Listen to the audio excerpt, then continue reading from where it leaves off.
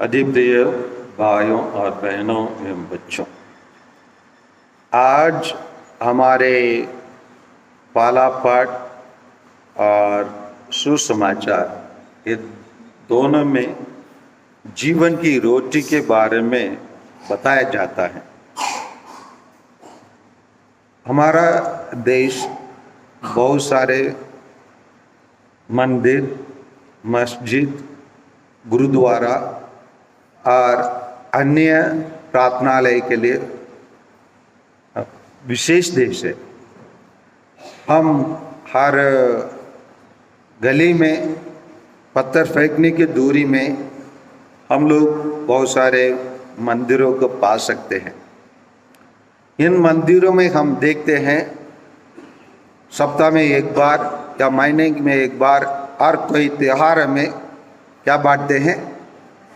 प्रसाद बांटते हैं और लोग उसी को खुशी से ग्रहण करते हैं और जो प्रसाद उस लोग ग्रहण करते हैं उसको सम्मान से लोग स्वीकार भी करते हैं और उसको विनाश नहीं करते हैं, उसको अच्छे से खा लेते हैं। ये एक प्रकार लोगों की श्रद्धा है, लोगों की विश्वास है। हमारे गिरजाघरों में भी जब हम प्रार्थना के लिए आते हैं, हमारे लिए भी हम उसको हिंदी में अनुवाद करने के लिए, मतलब कभी कभी हिंदी भाषा विशाल भाषा नहीं होने के कारण कुछ शब्दों को हम जो शब्द मिलता है उसी से उसको वर्णन कर लेते हैं। उसको हम क्या कहते हैं? जो हम मिसा बलिदान में ग्रहण करते हैं परम प्रसाद कहा जाते। ये प्रसाद नहीं है वास्तव में। जैसे हम अन्य मंदिरों में प्रार्थनालय में पाते हैं उसी प्रकार का ये प्रसाद नहीं है। प्रसाद से 100 गुना ये अलग है और उससे ये श्रेष्ठ है, क्योंकि ये जीवन की रोटी है। ये रोटी जैसे फादर ने शुरू में बताया, ये जैसे उसको जानने के लिए सन मत्ती के सुसमाचार अध्याय 4 को पढ़िए, जहाँ प्रभु यीशु ये स्पष्ट कर देते हैं जीवन जीने का रोटी केवल जो चावल से, गेहूं से या बार्ली से बनाया जाने वाला रोटी नहीं है, परंतु उससे ये अलग है। पढ़िए, मनुष्य, और एक बार बोलिए, मनुष्य रोटी से नहीं जीता है,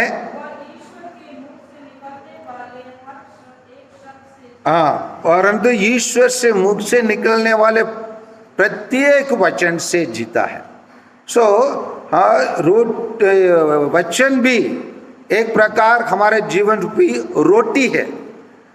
और इसके अलावा हम लोग पुराना विधान में हम लोग 2 प्रकार की रोटियों, बहुत सारे जगह में रोटी मेंशन किया, ये 2 जगह को हम देखना उचित समझ रहा हूँ। निर्गमन ग्रंथ अध्याय 16-15 का लीजिए, वहाँ जब हम पहले इस प्रकार रोटी के संकेत मिलता है और संदेश मिलता है, उसका पढ़िए। निर्गमन ग्रंथ इस्राएली यही देखकर एक आपस में कहने लगे ना मनाओ, अर्थात क्या है ये 14 में पढ़ेंगे तो ये कहाँ से उतरा है, कहाँ से आ रहा? 14 का पढ़िए। उसमें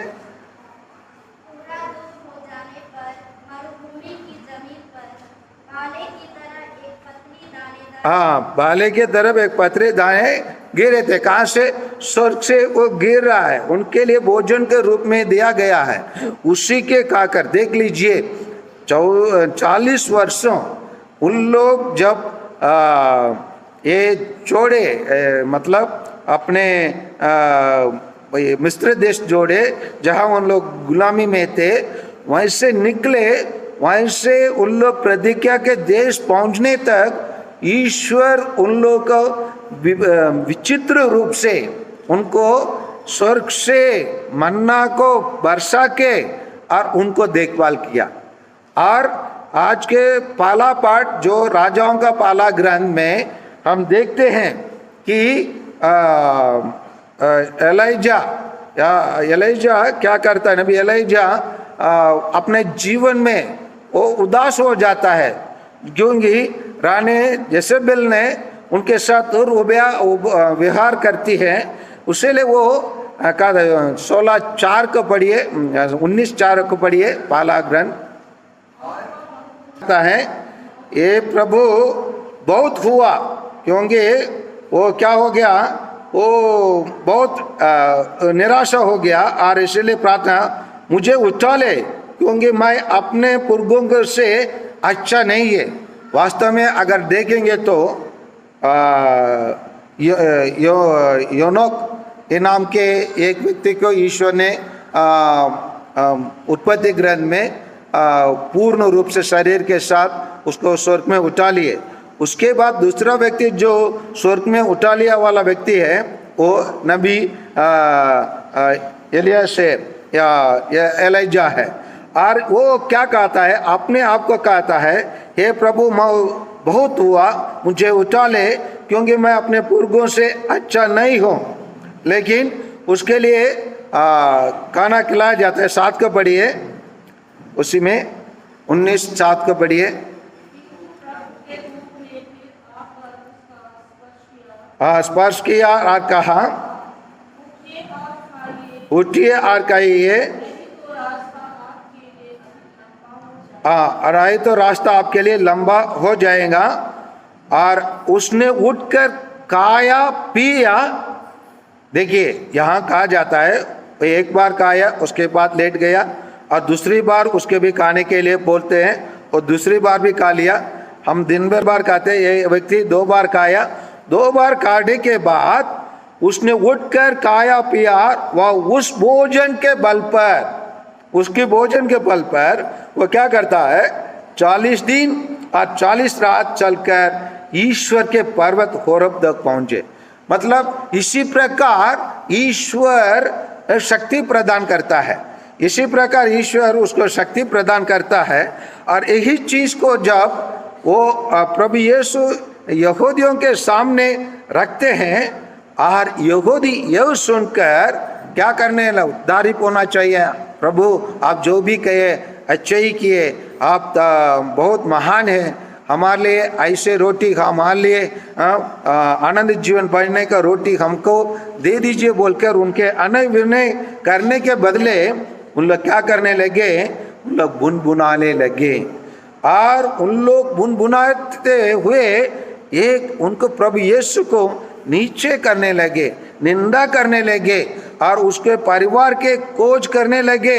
और परिवार के पूरा जानकारी, जैसे हम अपने दोस्तों से हम कभी कभी लड़ाई हो जाता है तो हम उसको दुहाई देते हैं ना, दुहाई देते हैं ना, उसके कितना भी दुनिया नहीं जाने वाला जितना भी बुराई होगा उसको मांदार बजाकर, डिंडोरा बजाकर, नगेड़ा बजाकर क्या कर देते हैं, जानते हैं उसके बारे में, वो वैसा है, वो वैसा है। पहले उसके कारण साथ उठते बैठते खाते पीते सब कुछ चलता था, लेकिन दुश्मनी हो गया। हम उसके बुराई को हम केवल बोलने से हम चुप नहीं रहते, उसको प्रकाशित करने में भी हम आगे बढ़ते, और कमर तोड़कर उसको हम गांव के गली गली में, घर घर में जाकर उठ के बैठ के बात करने में, केवल उसी के बारे में ही हम लोग बोलने में लगे रह जाते। उसी प्रकार यहाँ लोग क्या कर देते हैं, क्या कहते हैं, क्या यह यीशु का बेटा यीशु नहीं है?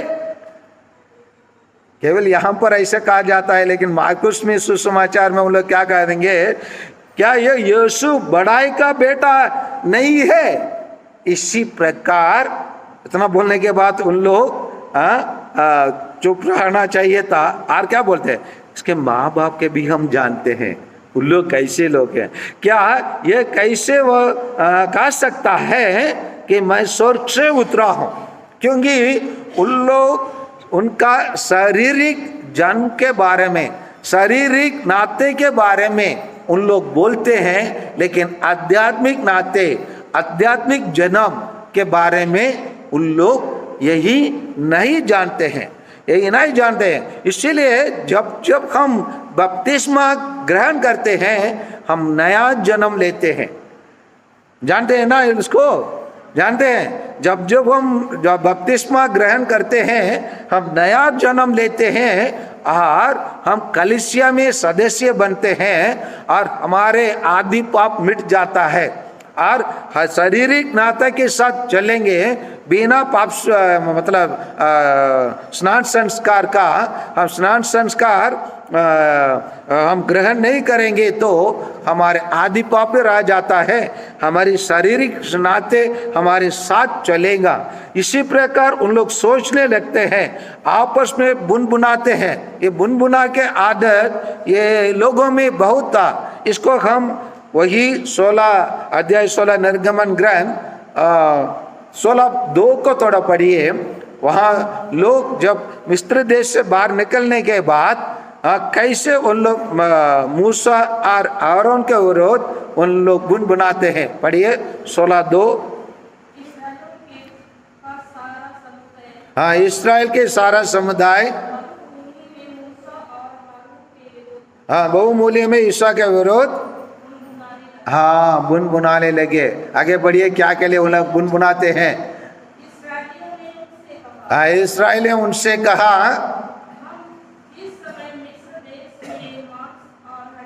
हाँ हम लोग किस तरीके से, हम जब मिस्र देश में रहते हैं, उन लोग कैसे मांस और मछलियों और हड्डियां खाए हैं, चाटे हैं।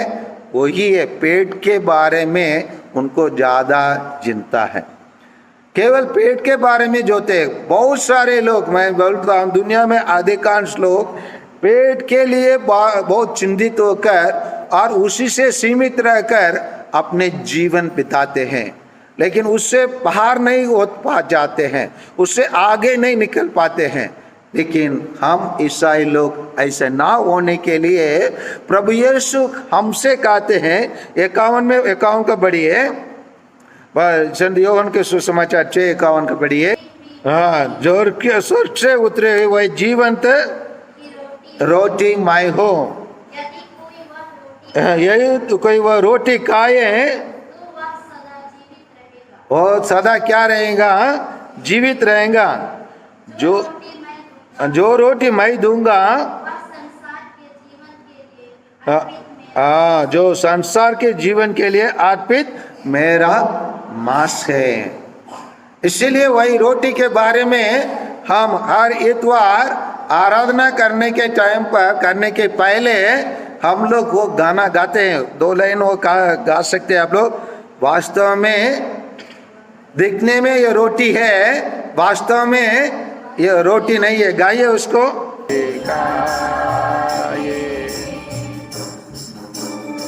देखने में रोटी नहीं, वास्तव में रोटी नहीं। देखने में रोटी नहीं, वास्तव में रोटी नहीं। प्रभु के लगू